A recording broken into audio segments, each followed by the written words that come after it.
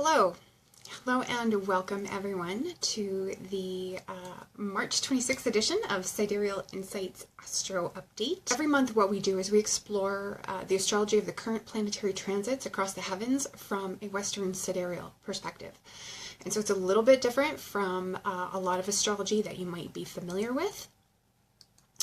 But a fascinating way of approaching looking at astrological transits and astrology in general from a sidereal perspective. And if you're not in the Sidereal Insights Astrology group, I invite you to join if you're interested in learning more about sidereal astrology, especially Western sidereal astrology. It's not quite like Vedic astrology. It's not quite like traditional Western tropical astrology. It's kind of a blend of kind of a little bit like neither one of them in some ways. Danielle, good to have you on. Hi, Sarah. I'm going to wave right back at you, but welcome to Sidereal Insights. So if you don't know, and we will talk a little bit about how the current transits might be touching on things in your chart, planets or points in your sidereal natal chart. If you don't know your sidereal natal placements, there's a free calculator. You just key in your birth information. It'll give you a chart of your sidereal planetary and personal point placements. But I'm Phaedra. For those of you who don't know me, I'm Phaedra. I'm the astrologer and the artist of Mystic Physick Astrology, and I use Western sidereal astrology in my practice to help you reconnect with your soul purpose and to remember why you came. Sometimes we get so wrapped up in the day-to-day details of life that it's easy to forget why the heck we're here to begin with. So my aim with the broadcast is always to provide guidance on how we can consciously use the energy of the transiting planets to affect our lives in a positive way. And so what we're going to do today is kind of talk a little bit about late March and early April. And it could be a tumultuous couple of weeks with some of the transits that we have going on, and the fact that we are currently in Mercury retrograde. Jupiter stationed retrograde early in the month of March on the 8th in sidereal Libra. And what we talked about on the last broadcast is how this is a 4.5 month long opportunity for a do-over on whatever major projects you have going on in the house that Libra occupies in your natal chart, especially in terms of how you're approaching your own personal growth and expansion in that house, and in terms of expanding your knowledge, right? So be aware of that. That's a longer term transit, and we may touch on that a couple of times over the course of the coming 4 months. Well, that's Mercury retrograde, though, just stationed retrograde on the 22nd, and what this is doing while Mercury's retrograde in sidereal Pisces is triggering the revealing of hidden information. So secrets can come to light under this transit. Private dealings, if you have dirty laundry, expect that there's a chance it could be aired in some way. We're seeing some of that on the news. There's a lot of information coming to light from a lot of different places on a lot of different topics in current news cycles too, as we can see. So things like confession or secrets coming out are going to be a theme of that transit. Now Mercury retrograde himself only lasts about 3 weeks. Mercury normally takes about 3 weeks to transit a sign. What this means is that we will have Mercury in sidereal Pisces for almost a 10-week long period. And Mercury is not well placed in Pisces. He's the planet of communication. Pisces is the sign of secrecy and secrets. And the two don't necessarily go well together, those two concepts. So be careful if you have things that you need to keep confidential and personal during the next, I would say the next 7 weeks or so, maybe longer. Be very careful how you communicate, to whom you communicate, whether you communicate at all. If you have things that need to be kept confidential, perhaps keep them under wraps and keep them to yourself until after Mercury has left Pisces. But like I said, confession can be a theme of that experience. So can scandal in some ways, especially while we have Venus there, although Venus just left or is leaving Pisces today for Aries. But like I was saying, it's a 10-week long transit, and it will be kind of challenging the whole way through. We're part of the way into that, but we still have a ways to go, about 7 more weeks to go. Today, Venus moves into Aries, and Venus is not strongly placed in Aries. That's a 3.5 week long visit where ego and vanity might come up. Maybe a little bit less ego, maybe a little bit more vanity, but we're very wrapped up in appearances. And in some ways, there's a level of competition that may be brought into that. Now, that's not always healthy, so keep that in mind over the coming 3.5 weeks. If you see, or feel or experience any kind of competition or aggression or conflict around self-expression, around appearance and image, especially, remember to do your best not to get caught up in that, especially if it's expressing in a negative or, somewhat less than positive manner. Don't get caught up in it if you can at all help it, because it can be detrimental and it may not work out in your favor if you do allow yourself to get caught up in those sorts of what's the word I want here? Those sorts of energies, I guess we should say, like, for lack of a better term. I'm sure something will come to me after the broadcast and then we'll chuckle about it. So don't be concerned. Don't get wrapped up in keeping up appearances, okay? So you might be tempted to in the coming 3 weeks, but try not to let that be too much of an influence on your decisions, on your behaviors, on your actions. We do have the potential for surprises coming up here in a couple of days on the 28th. But on the 31st, this is where I really kind of want to focus a little more time. We have a blue moon, a full moon in Sidereal Virgo coming up on the 31st, and we will have our full moon releasing practice at 7:30 p.m. in the Sidereal Insights Facebook group on that day. Join us there, and we'll do our little releasing practice, which is really enjoyable. But what this is an opportunity to kind of reap or harvest from the efforts that you began about 6 months ago when we had our new moon in Virgo. So this is going back to last October now. There was an opportunity that came up for you back then, or a project that you started, an undertaking that you began, especially one that is detail-oriented, or around organization or productivity or any kind of like analysis. This is the time to finish up that project. So you're going to have the 10 days following our full moon on the 31st to be doing all your wrap up on that project or those things, whichever it is that you need to address. Now, that's getting into the beginning of April, which can also be a little bit challenging time, especially for certain sun signs. Thanks for jumping back on with me. Sorry we lost you there. But thanks for coming back to the broadcast. So, the month of April, so it opens hot on the heels of the full moon on the 31st, right? And this is a full moon in detail-oriented Virgo. It's a sensible full moon, right? It's a very practical full moon. But it's coming right into some other transits that are going to be kind of choppy and difficult to navigate. And we will touch on those in a little bit more detail in just a few minutes, and we'll touch on them specifically by rising and sun sign, and I'll give you a little bit of a tip to how you can figure out if those particular transits in early April are going to affect you, directly at all. But next month we're also going to see 2 more planets shift gears. So right now we have Jupiter and Mercury retrograde. Next month we're going to have Saturn and Pluto retrograde. Just about the same time that Mercury's going direct. So we'll gain Mercury direct, which will be a nice change of pace. But we're going to lose strength from Saturn and Pluto at nearly the same time. And of course, like I said, we do have Jupiter retrograde. So we'll be operating with these 3 kind of mid to outer planets in retrograde state. So things are still going to be a little slow as we move through the summer, which is fine.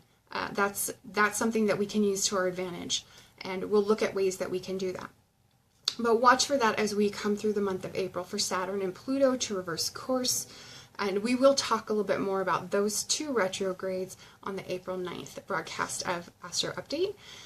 But the first 10 days of April, these challenges that we're going to need to navigate. So for Aries Sun and Rising, particularly on the 2nd, we have Mars and Saturn conjunct. Now, Capricorn Sun and Rising will feel that as well, because Saturn rules that sun or rising sign. But Aries especially, and when Mars and Saturn tend to beat heads, Saturn tends to win, right? Saturn is the stronger of the 2 in a lot of ways. But watch for how this can play out. We could be dealing with some kind of conflict or some kind of obstacle limitation may come up for those of you who have Aries Sun or Aries Rising. This is about thwarted desire, things that we want to do, but we're being prevented from doing in some way, okay? Gemini and Virgo, you're going to be affected on the 5th when we have Mercury square Saturn, and then Leo closer to the 10th when we have Sun square Pluto. But keep in mind that because these aspects involve the personal planets Mars, Mercury, and the Sun, everyone may potentially feel these transits in some way.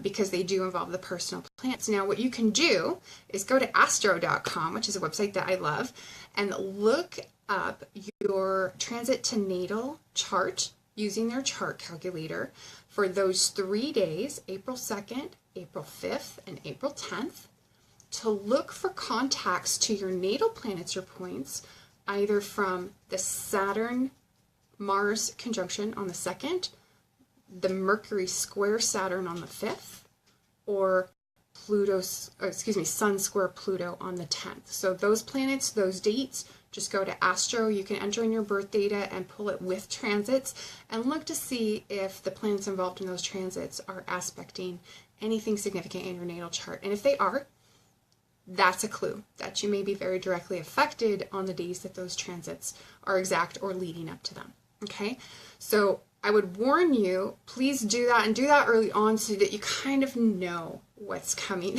in the first 10 days of April, because that can be tough to navigate. Like I said, Mars conjunct Saturn, this is about thwarted desire, almost like thwarted will, but thwarted desire.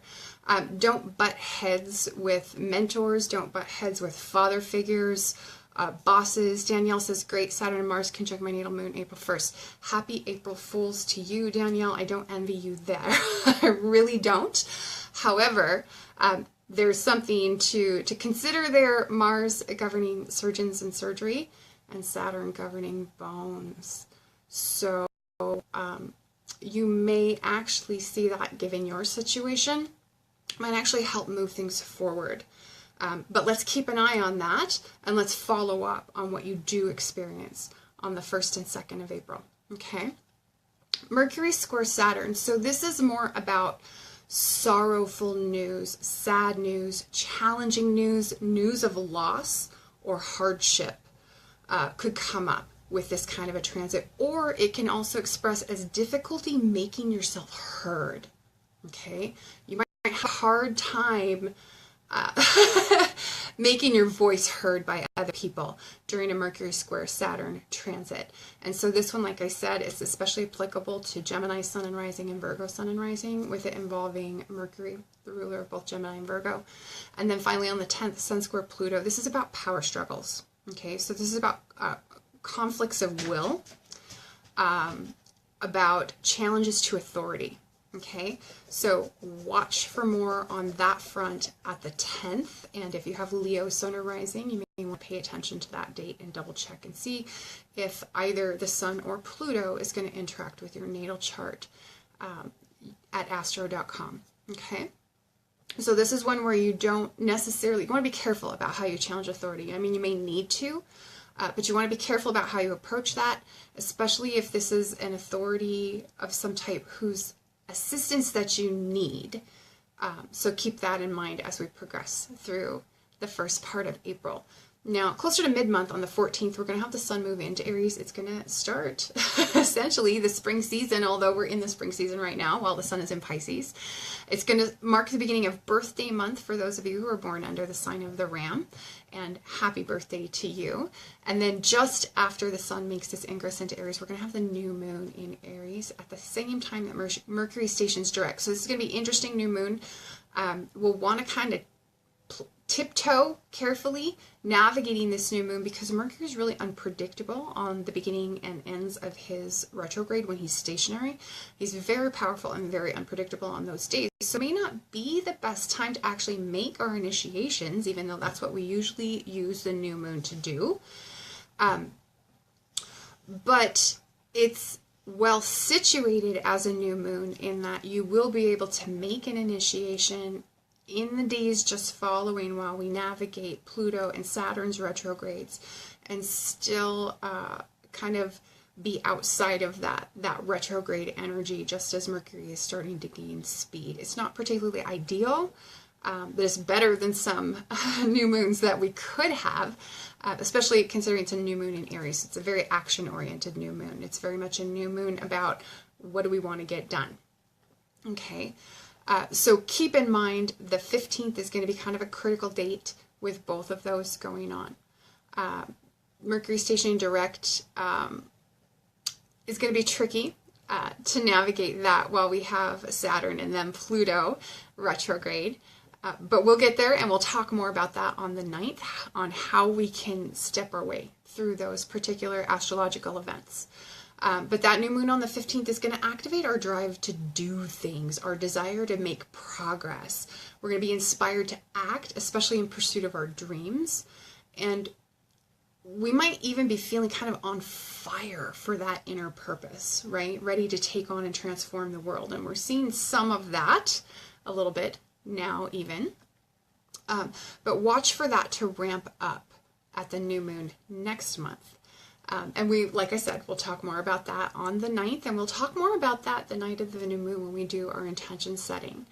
I have a few announcements before we jump off. Saturday, of course, the full moon on the 31st. Our live stream will be at 7:30 p.m. in the Sidereal Insights group here on Facebook. Also, April horoscopes, the monthly overview with short reports and the full horoscopes by sign are available on the website at mystickphysick.com. If you are a subscriber, if you have signed up for advanced access to the monthly horoscopes, you can read those right now. You don't need to wait.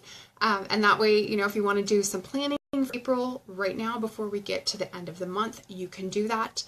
You'll just want to sign up for either a monthly or an annual subscription, and you will get the first 2 weeks free. Or you could wait and read the full horoscopes by sign and the April overview plus short reports on the 1st of April. They'll be free to the public on the 1st. And then, of course, we'll have the May horoscopes and the overview coming up early April so that you'll be able to get a jump start on your May planning if you need to. And then last but not least, our YouTube channel is all set up. So please subscribe if you like, and please, I invite you to like and share this video. If you know someone that you think would benefit from watching the video, feel free to tag them in the comments. And if you want to be able to catch our videos on YouTube, go ahead and subscribe to our YouTube channel. And thank you so much for watching. I'm going to double check that we don't have any comments or questions coming from the Sidereal Insights group. So far, I believe we've caught all of them. I'm going to double check here on the broadcast. And it looks like we're all right in the group as well. So we'll just leave it right there. We'll wrap it up, and I will keep an eye on the feed throughout the remainder of the day and the coming days. So if there are questions that come up, or if anyone would like clarification on any of our current sidereal transits, please ask away in the questions, and I'll be happy to answer. Thanks so much for watching Sidereal Insights Astro Update for February 26th, 2018. Excuse me, March 26th, 2018. And we'll catch you next time. Thanks for watching.